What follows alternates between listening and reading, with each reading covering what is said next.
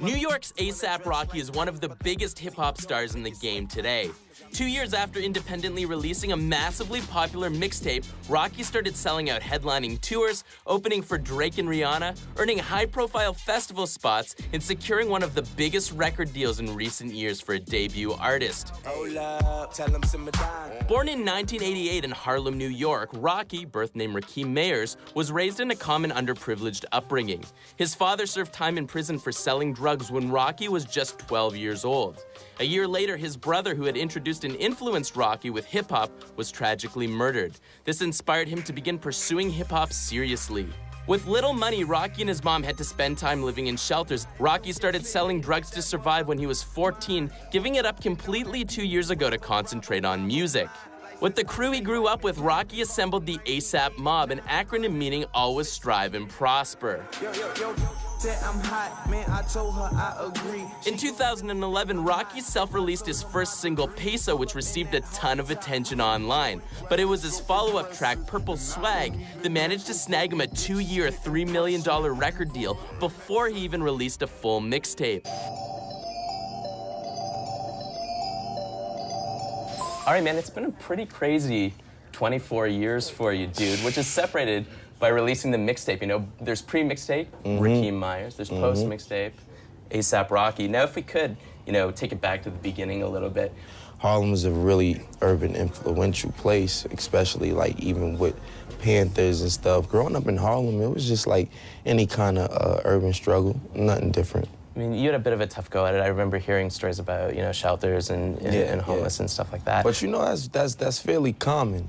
Bad predicaments landed us there, and you know, it wasn't too bad though. I was okay. Stone cold love, rose gold slugs. I could afford it, I imported stone cold drugs. Fast forward to 2011. Yeah. Mixtape comes out, all of a sudden you're headlining tours. Yeah, man. Sold out tours. Sold out tours. Festivals. From a mixtape. Was it crazy, sort of the impact you made so quickly on hip-hop? Do you find I find that fascinating. I find it crazy. It's radical for the simple fact that I did all of it off of a mixtape. It's not a commercial album, meaning there was no money invested or pushed into it. You know, there was no machine behind it. It was all organic and natural. It's not like it was forced. Like, you turn on your TV, every 5 minutes you hear the song. It wasn't like that. You know, it was just something that, you know, people did on their own time. So. Was that a crazy trip, though, or did you sort of expect that? Did you just have that feeling, you know, I'm going to do this, it's good? Because you know you're a talented dude. Yeah, I always felt talented. I just didn't, I always wanted that. And I always hoped for it, and I always felt like it was possible. And that's how I try to keep my attitude, because they needed something different in hip-hop. Yeah. I changed hip-hop within a year. Yeah. Yeah, man. Which we're going to get into.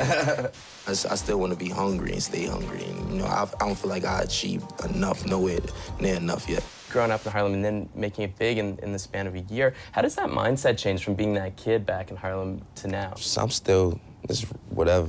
I'm chilling. Just chilling? Yeah, I'm chilling right now, man. I'm enjoying it. Is it a weird thing to be that kid and going out and traveling all around the world? It's not weird. It's more fun than anything. I was oblivious to a lot because I haven't been to a lot of places. When I traveled, you know, my awareness just froze, and I know a lot of things the things that I know now, like I wish I knew a year ago. Like what? What's changed? What did you learn? I learned like how to just like ignore people, not fight. That's just one example out of many.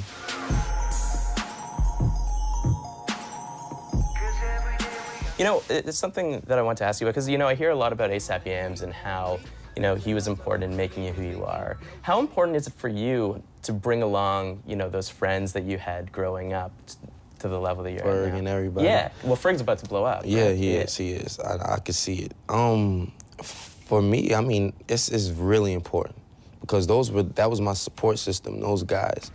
A$AP was my family in the street. That was my street family, and it became a brotherhood, you know, fellowship, and it's just like the love that we got for each other is just so genuine and real. We just watch each other's backs, and it feels good to be in that kind of thing and not be considered a gang or that's all about promoting violence and stuff.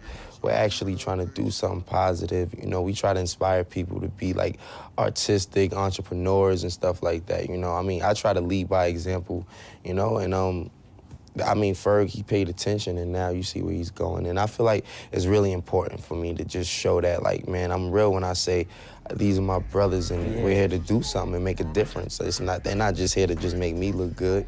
Yeah. We're all like one hand washes the other. I heard this great story about you getting an apartment or a condo in Manhattan, and you shoved everyone in there, right? 2-bedroom apartment. Right. About 11, 12 people. 12 people in there sleeping on the couch. Couch, floors. With add another like 20 women in there, Yeah, I guess, right? How do you know about that? You just know, man. You just know. I mean, you got to step over people. I mean, coming in the house, stepping over strange girls is just like, it's not the worst thing, but it's just like, you know, and I'll be ready to kick them and be like, acknowledge me. You're in my house. Say hello, like, you know, or something, you know. You guys got evicted. Yeah. I mean, time was up. It was time to go. So, you know, it was just one of those things where people was just upset anyway. Like, they make noise, and they try to say we killed the guy under us. They try to say that the old man who died under us, we killed him. That's hard. You know why they say we killed him? What? With weed smoke. Really? Weed travels up, right? Smoke goes up, right? Yeah, he was under us. Basic science. We put stress on him and he died. He was old. Yeah. Yeah, but we were the only black people in the building and the only young people. Here we come with just weed and gold teeth and loud music and just, you know. That's an MTV show waiting to happen right there. It's straight up. I wish we had. I should have got on that early. So do you see yourself as the poster boy for a new generation of hip-hop? Of course. That's an understatement. New York nasty baby cracking a motherfucking sock, 90s nigga. So how do you see yourself then? As the god. Gets the fresh years. Rap Simmons, Rick Owens, usually what I'm dressed in. You're a big fan of fashion? Hell fucking yeah. We were like the only niggas in Harlem dressing like that. Like Prada, Gucci, and Louis, and Ferragamo. And this is my life. Givenchy got all the hoes balking. All the 15s. Original Ricky Owens. Nah, this ASAP Bari, man, you know, explaining these jackets, ASAP jackets, as you see right here. Got the Public Enemy, Target, the ASAP is a Target. What was your experience growing up in Harlem? What was it like, man? Same shit you see in the movies. Dice game, fat asses, bad bitches, more bad bitches. Oh, I got a polo, nigga. You just want to go home. Yeah, you know how the BX-19 be going across the bridge, right? Yeah, we can go right there. Let's go.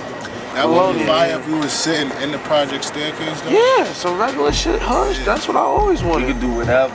We shoot them both. Projects. We could do all. There we go. Yeah, looks like we should do all just to pick the rawest one when we done. Let's go to Amy Roast. I'm winning. We in St. Nick. We on St. Nick, you know what I'm saying, right now. 117th and all that, you know what I mean?